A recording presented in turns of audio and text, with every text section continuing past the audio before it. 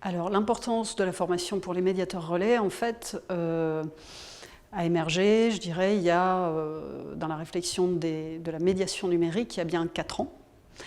Par contre, ce qui nous manque, c'est la question et la raison pour laquelle on n'a pas abordé la formation jusqu'à présent, c'était le manque de financement, effectivement, autour de ce sujet.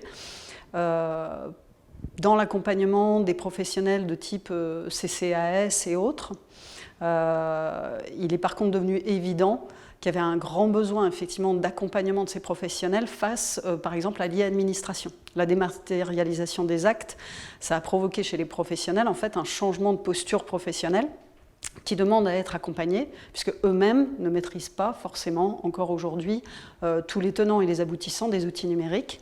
L'impact par exemple de la loi RGPD vient complètement impacter leurs usages, leurs pratiques.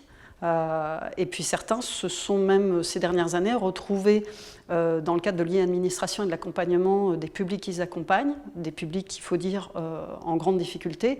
Ils ont donc été, ces professionnels, amenés parfois à créer eux-mêmes les mots de passe, par exemple, pour ce public en grande difficulté. Et donc ça les met un petit peu en porte-à-faux, on va dire, entre leur rôle de professionnel, le besoin du public qu'ils accompagnent et leur notion d'urgence en fait dans l'accompagnement de ces publics qu'ils accompagnent au jour le jour. Donc la formation de ces professionnels et leur accompagnement au long cours est toujours d'actualité, encore plus aujourd'hui que jamais. Aujourd'hui, la journée organisée par l'IREPS à Saint-Étienne a permis effectivement de présenter par exemple le dispositif Inora qui est en train d'arriver sur le territoire Auvergne-Rhône-Alpes et qui va permettre effectivement une formation, en tous les cas une proposition de formation à travers une plateforme numérique qui propose une formation à la fois donc, en ligne mais aussi en présentiel pour ces professionnels.